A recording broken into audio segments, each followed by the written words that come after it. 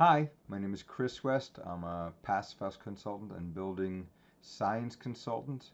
I work with builders and clients, homeowners, and other people in the building trades to teach them about how building science affects how a building operates and also the durability, how long it'll stay good and structurally good and not have issues of buildup of mold or wood rot or things of that sort. So, and these rules are set up to be specific by the climate, and that has to do with how cold it is outside or inside during any part of the season. That can affect how moisture moves in and out of walls. So we talked about that a little in the last video. Vapor drive, where moisture and it has a higher concentration, let's say inside the house in the winter, there's just more gaseous water in the air than outside, and that gaseous water wants to move from the area of higher concentration through the wall to the area of lower concentration to bring the outside level of concentrated water in the air, the humidity, to the same level, because nature likes balance. So just like when you have a hot thing on one side and a cold thing on the other, the heat will move from the hot side to the cold side to try to make them both the same temperature. It's the same thing with vapor.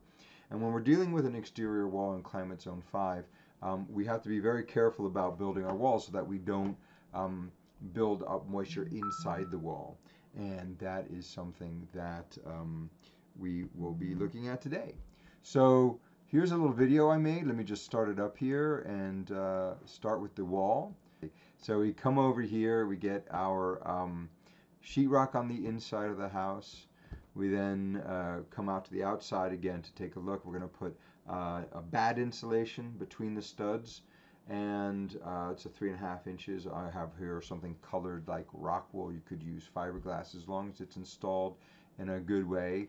Then we're going to put an outside sheathing on. I'm using plywood here. Plywood is more durable than OSB or oriented strand board. When OSB gets wet, and doesn't have a chance to dry out, moisture builds up, and basically it's pre-digested wood with a lot of glue. And after 6 months or so in contact with a moist ground or other moisture and not being able to dry out, that will just turn back into mulch. So we like to use plywood with it all, if at all possible. It is quite expensive these days, so using OSB would be okay as long as we're being careful about the vapor that gets trapped inside the wall having the ability to dry to one or both sides of the wall. So in climate zone 5, we have a rule about keeping that inside surface of the sheathing, that sheathing we just put on the plywood or the OSB, above the dew point, because that moisture that's in the air, and that's gaseous moisture, you can't see it, will have a higher concentration in the winter inside the house than outside. It will move through the wall and it'll hit the inside of the sheathing, that OSB or that plywood. And if that surface is below the dew point, then you will have condensation, just like you do on the outside of a glass of iced tea in the summer. The moisture in the air hits the surface of the glass. The temperature of the surface of the glass is below the dew point, and then that water condenses from a gaseous form to a liquid form. It's a phase change, right? So in climate zone 5, what we want is 35% of the R value of the total wall should be rigid on the outside compared to the fluffy. So it's 65% of the R value is fluffy, 35% is rigid, and that will make sure that that inside surface of that sheathing stays above the dew point so we don't get condensation in the wall. It's okay to get condensation in a wall, but we want to design so it doesn't. And you can get condensation in a wall, that's not a problem, as long as it has the opportunity to dry out when the vapor drive, as we call it, flips. So in the winter, the vapor drive is from the inside to the outside because there's a lower concentration of moisture in the air outside, so that moisture wants to go through that wall to raise the relative humidity or the humidity in the air outside. And in the summer, that flips around where it's moisture outside than it is inside, so that vapor can dry back out if it gets into that wall. That's called the first condensing layer, that layer of sheathing, and we want to keep that what we call on the warm side of the wall. Okay, so once we have our 2 inches of rigid board, we want to add our house wrap. And the house wrap is, like we talked about in the last one, should be vapor open. And the reason we use vapor open house wrap is because if moisture does get trapped behind the weather resistant barrier, or WRB, and here we're using Tyvek as a WRB, it needs the opportunity to dry out. And Tyvek and other types of house wrap, weather resistant barriers that are vapor open have a PERM, P-E-R-M rating of 10 PERMs or more, then it should have the ability to dry out. And Tyvek has a PERM rating of 38, so it's actually quite vapor open. Although it's also designed not to let bulk water or liquid water through it, so vapor can dry out of it, but bulk water cannot get into it. That's the whole point. And anytime we have one of these types of vapor barriers, we want to make sure it's taped at all seams and at all the edges, so that we have what we call is a contiguous or continuous sheet of house wrap around the entire house. So now we're going to be building that rain screen, and the rain screen is 1x4s or 1x3s that are on flat. So what we have so far is we have a stud, we have a layer of sheathing, we have 2 inches of insulation, and then on top of that we're going to put these straps, and that strap will create a 3/4 inch breathing channel from the bottom to the top. And as the sun hits that, the air inside that warms up and hot air rises, so it'll start pulling air through the bottom up through the top and kicking it out. And that is how we get the wicking, what we call air wicking, where the moisture in that area will get dried out just by a lot of air with a lower moisture capacity or content moving by it. So once we have those in place, we have this channel, and this is the area we can see right here and right here. There's this 3/4 inch channel that we're creating around the entire assembly.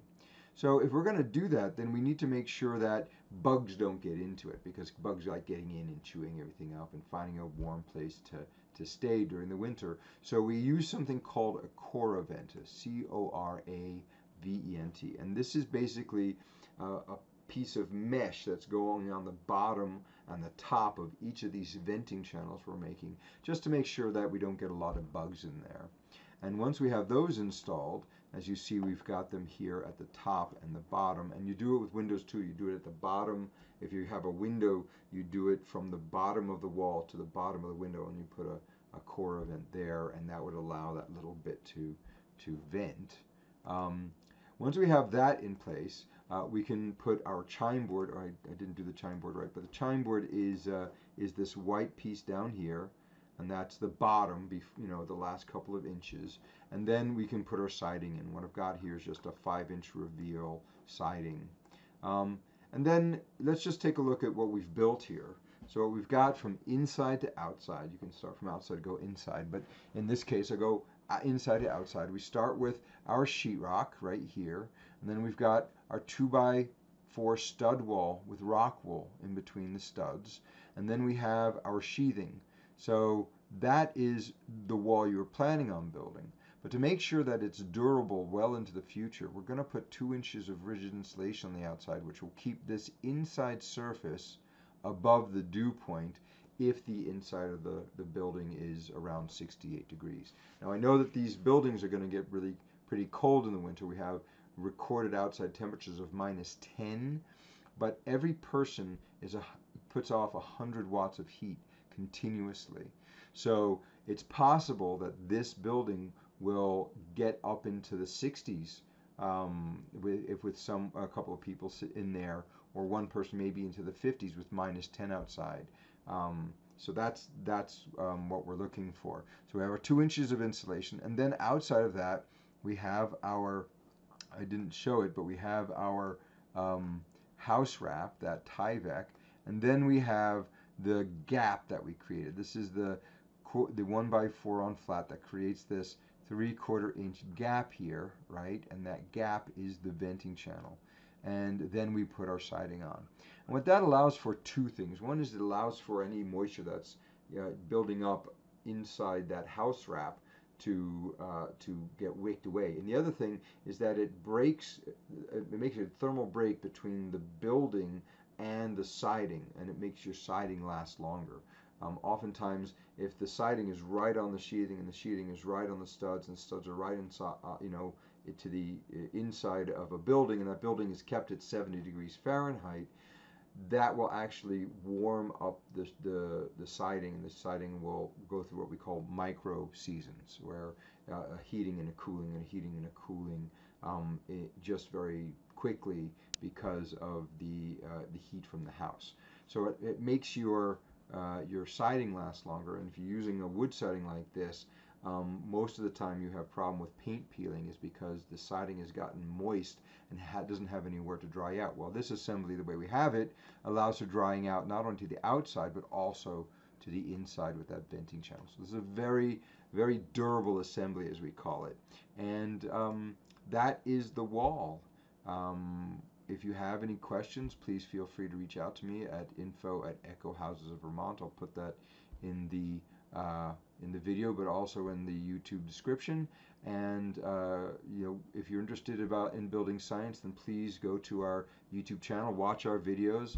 Some of them are instructionals like this. Some of them are recordings of radio shows we've done on certain topics with call-ins from people here in the Vermont area who have questions about a renovation, and that's called House Calls Vermont.